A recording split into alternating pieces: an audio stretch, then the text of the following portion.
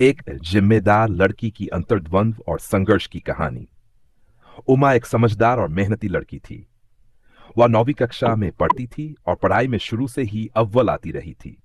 उसकी मां अक्सर कहा करती थी, उमा तू ही तो हमारे घर की शान है, तेरे अच्छे नंबर ही हमारा गर्व हैं। मां की ये बातें उमा के लिए प्रेरणा भी थीं और जिम्मेदारी भी। उमा का परिवार मध्यम वर्गीय था। उसके पिता एक सरकारी दफ्तर में काम करते थे और अक्सर बाहर शहरों में ट्रांसफर पर रहते थे। इस वक्त भी वे किसी दूर शहर में पोस्टेड थे। घर में मां उमा, उसका छोटा भाई विपिन और एक बूढ़ी दादी रहती थीं। दादी अधिकतर बीमार रहती और विपिन अभी 6ठी कक्षा में था, लेकिन पढ़ाई में उसका मन नहीं लगता था। सारा घर लगभग मां और उमा के कंधों पर ही टिका था। पिछले कुछ दिनों से उमा की नानी की तबीयत खराब थी और वे अस्पताल में भर्ती थीं। मां अक्सर अस्पताल जाती और कई बार पूरी दोपहर वहीं रुक जाती। ऐसा ही एक दिन था जब मां सुबह जल्दी अस्पताल चली गई थी।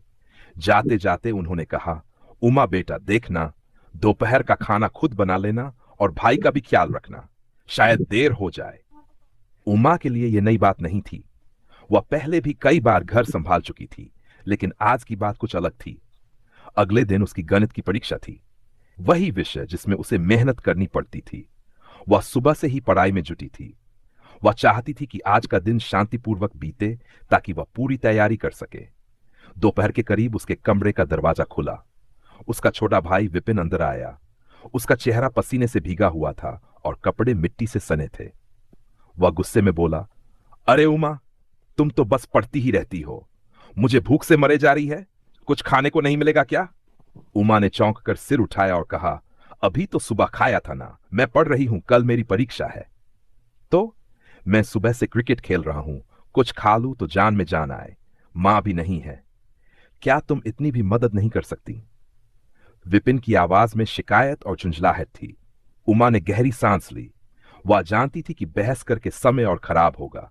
उसने किताब बंद की और रसोई की ओर बढ़ गई। ठीक है, बनाती हूं कुछ, वह बुदबुदाई। रसोई में जाकर उसने जल्दी जल्दी 2 आलू के पराठे बनाए और भाई को दे दिए। खुद उसने कुछ नहीं खाया। वापस आकर फिर से किताब खोल ली, लेकिन अब दिमाग बन चुका था। पढ़ते पढ़ते दरवाजे की घंटी बजी। वह दौड़कर दरवाजा खोलने गई।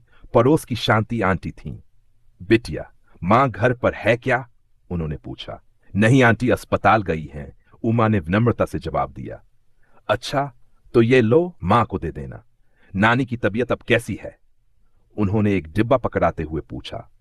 कुछ बातचीत के बाद उमा फिर से पढ़ने बैठी, लेकिन तभी फोन बजा। दूसरी ओर मौसी थीं, नानी का हालचाल पूछ रही थीं। फिर नौकर आया और बोला कि घर में दूध खत्म हो गया है, उसे कुछ पैसे चाहिए थे, और फिर दादी की दवा भी समय पर देनी थी। उमा को लग रहा था जैसे हर कोई उसी पर निर्भर है। जब भी वह पढ़ाई में मन लगाने की कोशिश करती, कोई न कोई बाधा सामने आ जाती। उसे अपनी किताबों के अक्षर धुंधले लगने लगे थे। शाम होते होते उसकी आंखें थक चुकी थी, लेकिन उसे याद था कि उसे अभी बहुत कुछ पढ़ना है। तभी मां घर लौटी। उनके चेहरे पर थकान थी, लेकिन आंखों में उमा को देखकर स्नेह भी झलक रहा था। कैसी रही पढ़ाई? मां ने पूछा। जैसी हो सकती थी, उमा ने उदासी से कहा। मां समझ गई कि कुछ ठीक नहीं रहा।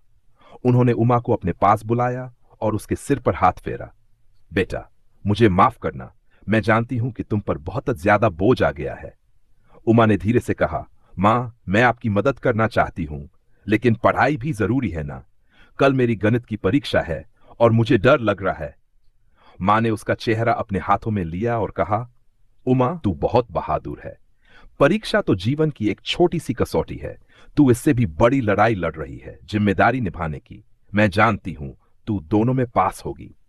मां ने उमा को खाना परोसा और कहा कि अब बाकी काम वे खुद करेंगी। उमा फिर से पढ़ने बैठी, इस बार थोड़ी शांत और आश्वस्त। रात में जब सब सो गए तो उमा अब भी पढ़ रही थी, चुपचाप शांत वातावरण में। उसने मन ही मन ठाना कि वह इस बार हिम्मत नहीं हारेगी। चाहे जो हो जाए, वह न केवल परीक्षा में पास होगी, बल्कि एक दिन डॉक्टर बनेगी। मां की तरह दूसरों का सहारा बनेगी। मॉरल ऑफ द स्टोरी: जब जीवन हमें कई जिम्मेदारियां सौंपता है, तो वे हमारे आत्मविश्वास और संकल्प की परीक्षा होती हैं। उमा जैसी लड़कियां हमें सिखाती हैं कि कठिनाइयां चाहे जितनी भी हो, अगर हम हिम्मत न हारें तो हर परीक्षा पास की जा सकती है।